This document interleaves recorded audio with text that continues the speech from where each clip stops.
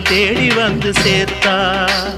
தேவி இந்த ஆத்தா எங்க தேவையெல்லாம் தேடி வந்து சேர்த்தா.